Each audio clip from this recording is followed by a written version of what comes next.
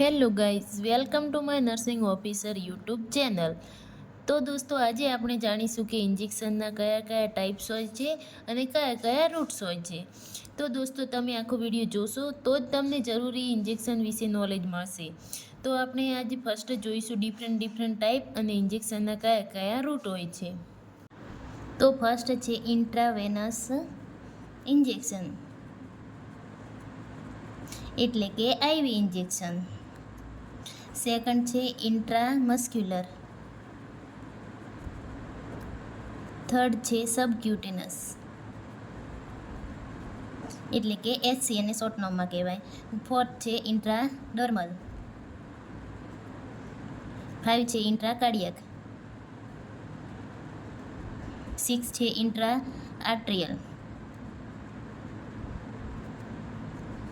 7 છે intra ethical and ઇન્ટ્રાસ્પાઇનલ.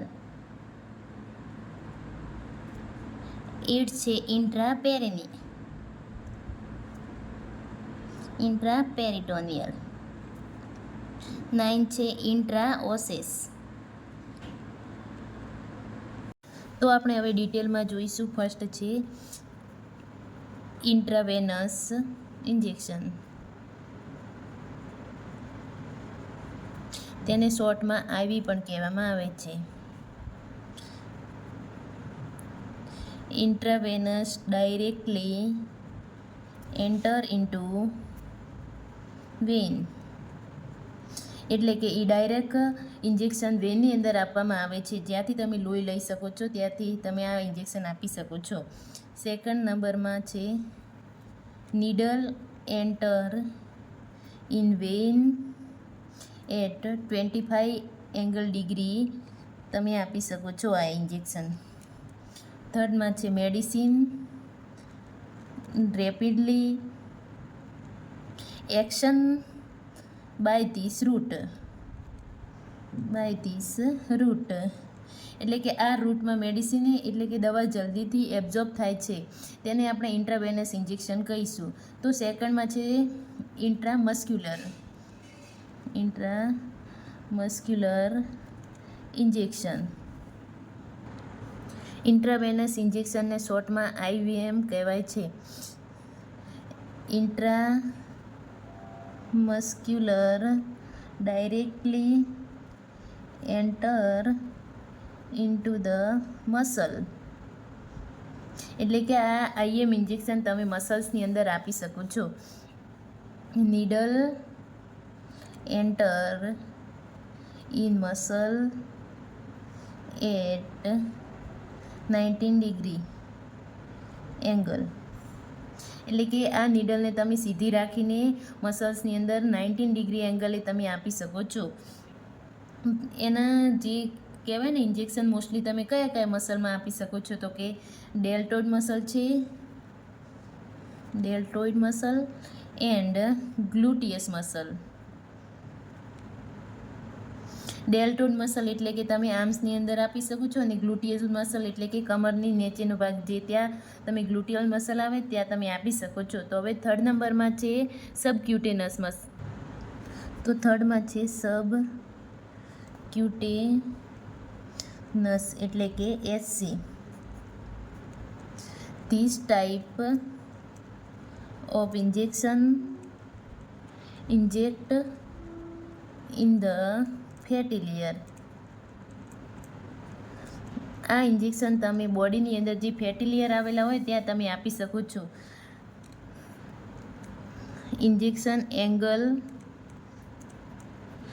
શોલ્ડ at be 45 degree angle. આ injection તમે ઇન્જેક્શનની જે નીડલ હોય છે તે તમે 45 એંગલે રાખીને તમે આપી શકો છો જ્યાં ફેટી લેયર હોય ત્યાં. એના એક્ઝામ્પલ છે કે તમે કયા કયા ટાઈમે એ આપી શકો છો, તો કે ઇન્સ્યુલિન સિરિન છે એ તમે સબક્યુટેનસ લેયરમાં આપી શકો છો. હવે ફોર્થમાં આવશે cutaneous injection. This injection inject into dermis layer of skin. આ ઇન્જેક્શન સ્કિનના ઉપરના લેયર એટલે કે ડર્મિસ લેયરમાં અપાય છે. તો ક્યુટિનસ કયા એંગલમાં આપવામાં આવે છે? તો કે 10 to 15 ડિગ્રી એંગલે તમે આપી શકો છો. આ ઇન્જેક્શનની નીડલ કેટલા એંગલે હોવી જોઈએ? તો કે 10 થી 15 ડિગ્રી એંગલે તમારી ઇન્જેક્શનની જે નીડલ હોય તે રાખીને તમે આપી શકો છો. તો 5મા નંબરમાં છે હવે ઇન્ટ્રાકાર્ડિયાક.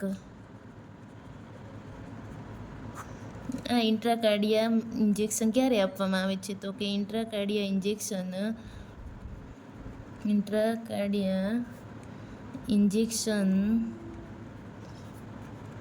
inject in heart muscle or ventricle. તો કે આ ઇન્જેક્શન હાર્ટ મસલ અથવા વેન્ટ્રિકલમાં અપાય છે. It is only used in emergency condition.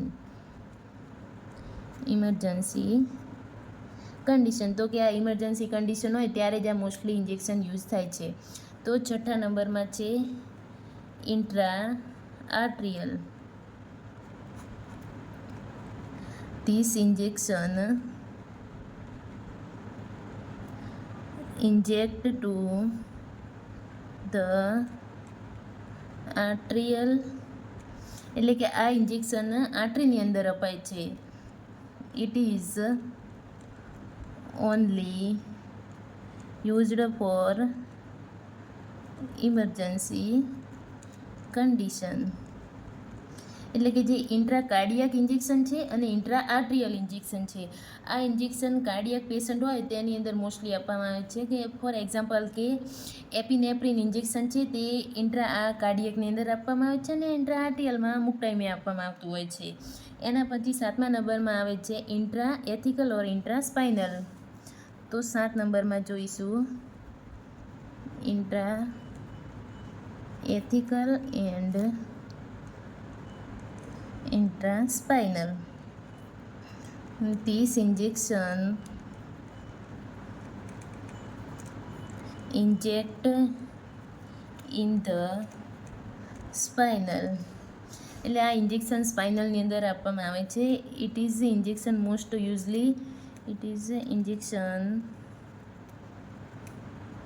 Mostly used by spinal anaesthesia.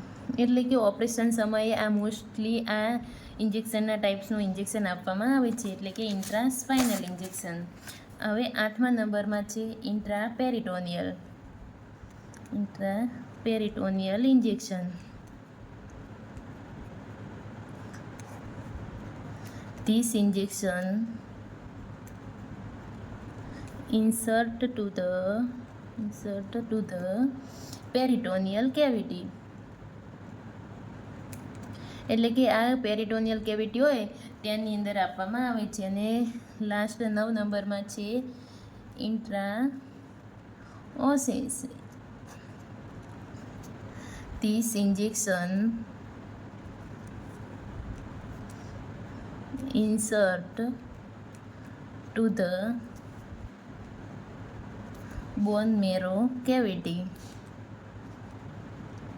એટલે કે આ ઇન્ટ્રાઓસેસ ઇન્જેક્શન છે એ ઇન્જેક્શન બોન મેરોની અંદર આપવામાં આવે છે. એટલે કે આ મોસ્ટલી ઇમરજન્સી કન્ડિશનની અંદર યુઝ થાય છે. તો દોસ્તો આ વિડીયો સારો લાગ્યો હોય તો લાઈક કરો, શેર કરો, કોમેન્ટ કરો એન્ડ સબસ્ક્રાઈબ કરો.